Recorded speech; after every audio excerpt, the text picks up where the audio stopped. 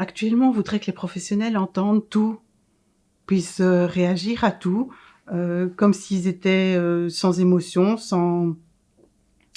hem, sans affectivité. Or, on sait tous que quand quelqu'un, déjà dans la sphère privée, vient nous confier quelque chose, de l'ordre d'une maltraitance ou d'un abus que la personne a subi, quel que soit le type d'abus sexuel ou autre, on est impacté.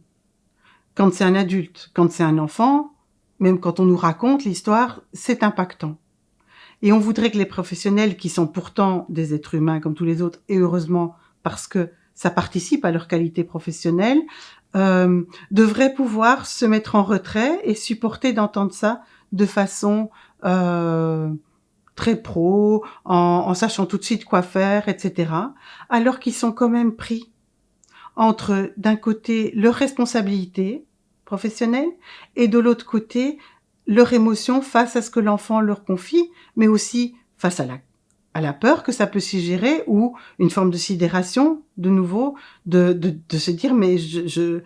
suis instituteur ou institutrice, je ne sais pas gérer ces questions que de ce que son papa pourrait lui faire et je n'ai pas envie d'imaginer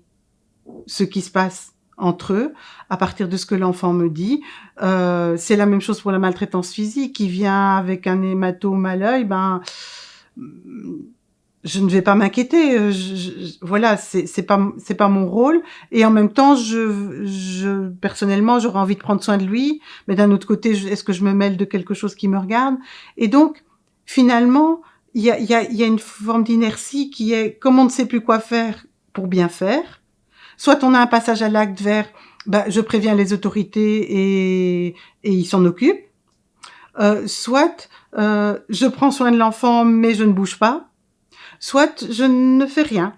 Je reste là, en espérant qu'il ira dire quelque chose à quelqu'un d'autre. Alors tout ça se fait pas consciemment, mais c'est de nouveau cette économie du fonctionnement de notre cerveau qui est que on ne peut pas tout gérer ensemble et si on n'est pas accompagné et qu'on est tout seul, on ne sait pas comment faire et donc on dit: «Je mets ça de côté». Et mais c'est terrible pour l'enfant, parce que quand un enfant vous a élu pour vous confier quelque chose ou que vous avez suscité sa parole, c'est terrible que l'adulte ne sache pas quoi faire et ne lui dise même pas: «Écoute, je sais pas quoi faire». Il vaut mieux dire: «Je ne sais pas quoi faire, mais je vais y réfléchir», plutôt que de ne rien lui dire du tout et de dire, «Il faut que tu en parles à ta maman», ou que tu fasses ceci ou que tu fasses cela.